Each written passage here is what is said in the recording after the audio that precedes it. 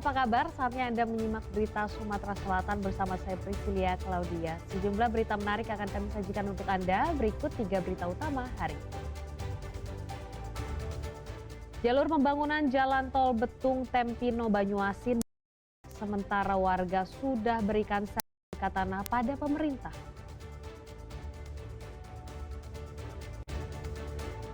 Ayah aniaya kedua anaknya, ibu korban melapor ke polisi. Memamerkan berbagai kreasi dan pakaian unik, Karnaval di Kayu Agung Kabupaten Ogan Komering Ilir berlangsung meriah.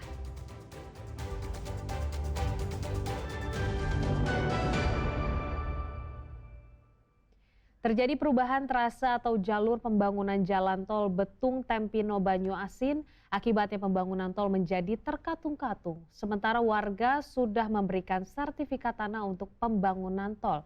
Warga pun akhirnya berunjuk rasa. Kepada Bapak Bursal menjelaskan lebih detail lagi dengan wajah penuh harap, puluhan warga desa Sinar Tungkal, Kecamatan Tungkal Jaya mendatangi kantor Bupati Musi Banyuasin pada Selasa siang. Mereka berunjuk rasa menyampaikan aspirasi yang dituangkan dalam gambar dan banner. Mereka menuntut penyelesaian masalah terkait pembangunan jalan tol yang hingga kini belum jelas arahnya. Warga menilai perubahan trase yang sudah 3 kali dilakukan membuat mereka mengalami kerugian.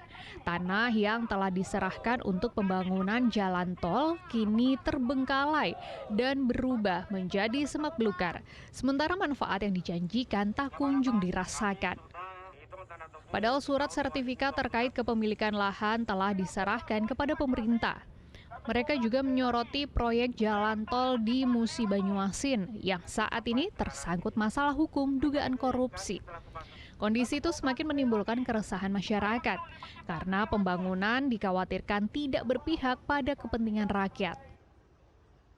Sekitar 78 warga desa mengalami kerugian atas terjadinya perubahan trase atau jalur pembangunan jalan tol Betung Tempino yang berada di Kabupaten Musi Banyuasin. Yang pertama kan hancur, Pak. Hancur menjadi semak belukar dan juga termasuk rumah yang retak ataupun yang rusak kami tidak dibenahi karena takutnya ada pengecekan ulang. Terus yang terakhir kami mengingat berkas kami sampai saat ini belum dikembalikan, Pak. Ya. Jadi itu makanya kami menghadap pihak pemerintah mohon agar kiranya dikembalikan pada trase yang pertama. Kami sampai hari ini terus berjuang agar trase ini dikembalikan pada trase awal. Itu saja. Langkah hukumnya apakah yang akan diambil nanti?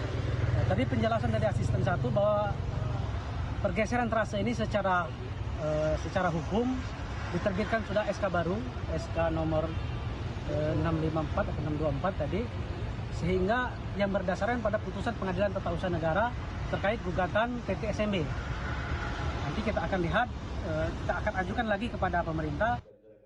Setelah melakukan aksinya, sejumlah perwakilan warga akhirnya diterima Pemkab Musi Banyuasin untuk melakukan dialog. Asisten 1 Pemkab Musi Banyuasin memfasilitasi warga yang sedang memperjuangkan hak mereka. Tindak lanjutnya kami tadi sudah bilang ke masyarakat untuk berkirim surat kepada pemerintah, ya. Nanti kami juga akan berkirim surat karena ini kan kewenangan dari kementerian, ya, dan juga kewenangan dari pusat. Kami juga akan berkirim ke beliau atas tuntutan masyarakat ini dan mudah-mudahan nanti ada kejelasan dari kementerian terkait masalah harapan dari masyarakat ini. Warga berharap pemerintah segera memberikan solusi yang adil agar proyek jalan tol tidak hanya menjadi beban tapi juga memberi manfaat nyata bagi masyarakat sekitar. Muhammad Ardi melaporkan dari Musi Banyuasin. Seorang pria di Kota Palembang tega menganiaya kedua anak kandungnya. Akibatnya keduanya terluka pada bagian tangan dan kepalanya. Ibu korban yang tidak terima lalu melaporkan kasus kekerasan ini ke polisi. anak kandung itu. Tidak terima dengan perbuatan sang suami yang telah menganiaya kedua anaknya, Oktarina melaporkan ke Sentra Pelayanan Kepolisian Terpadu Polrestabes Palembang.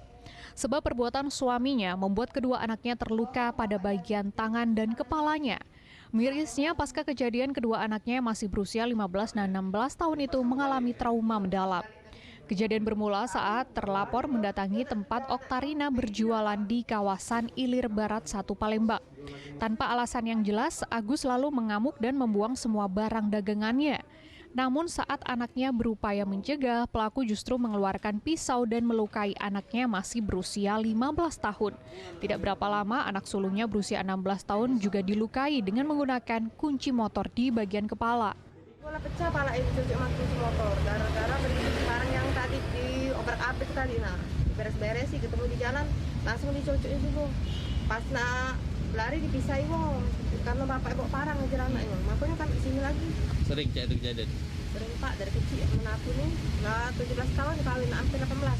KDRT terus ini, polo jahitan, boleh dijenguk tangan aku cacat-cacat nyolong. Selain tengah menganiaya kedua anaknya, terlapor sudah pernah dilaporkan atas kasus dugaan kekerasan dalam rumah tangga oleh Oktarina. Diduga laporan inilah yang memicu kemarahan Agus terhadap Oktarina dan kedua anaknya. Didi Ruansyah, Palembang. Bahkan yang menewaskan seorang karyawan perusahaan perkebunan di Desa Gajah Mati, Kabupaten Ogan Komering Ilir akhirnya diungkap polisi dari Polres Ogan Komering Ilir. Pelakunya merupakan mantan karyawan sekaligus anak buah korban sendiri.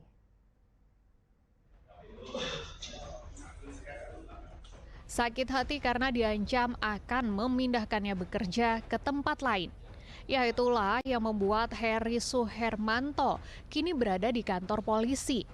Ia diringkus usai melarikan diri setelah menembak karyawan sebuah perusahaan perkebunan di Desa Gajah Mati, Kabupaten Ogan Komering Ilir. Pelaku merupakan anak buah korban yang juga karyawan di tempat korban bekerja. Usai ditangkap di rumah kerabatnya, tersangka dihadirkan dalam gelar perkara di Mapolres Ogan Ilir pada Selasa sore. Berdasarkan hasil pemeriksaan polisi, kasus ini dilatar belakangi rasa sakit hati. Usai menembak korban, tersangka pun menghilang bersama senjata apinya. Pelaku dengan menggunakan sentira. Jadi modusnya pelaku ini kesal. Dia sempat cekcok mulut dan akhirnya diancam akan dipindah.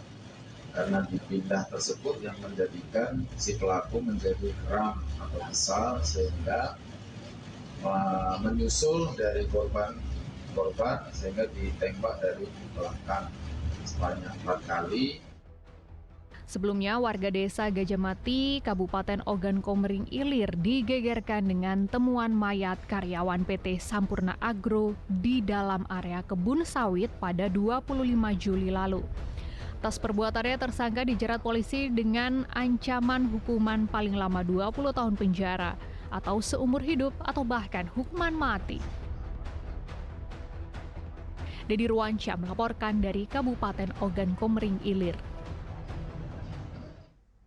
Seorang buronan kasus perampokan bersenjata api diringkus polisi di Kabupaten Musi Banyuasin.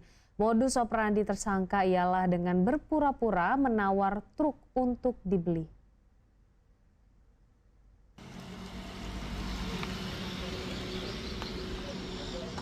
Polisi dan beberapa petugas membantu buronan ini memasuki kantor Polres Musi Banyuasin. Tim Buser Polsek Sanga Desa Polres Banyuasin berhasil membekuk Nalevi Huzrin, seorang buronan kasus perampokan mobil warga Desa Macana Sakti yang sudah 1 tahun masuk daftar pencarian orang. Pelaku diringkus saat sedang berada di rumah kerabatnya usai buron ke beberapa wilayah untuk melarikan diri dari kejaran polisi. Diketahui tersangka melakukan perampokan 1 truk bersama adik iparnya berinisial AW yang sudah lebih dulu ditangkap polisi. Modus operandi tersangka ialah berpura-pura menawar truk milik korban. Saat sedang tes drive, tersangka menodongkan senjata api yang sempat ditembakkan ke arah korban, sembari menyuruh korban turun dari mobil. Korban yang ketakutan berlari ke dalam kebun sawit. Sementara korban bersama adik iparnya membawa kabur truk hasil rampokan. Yang mana tersangka pada waktu itu bersama saudara iparnya bernama Ari Wibowo yang saat ini telah menjalani hukuman melakukan curas bersenpi terhadap barang berupa 1 unit truk kanter Mitsubishi.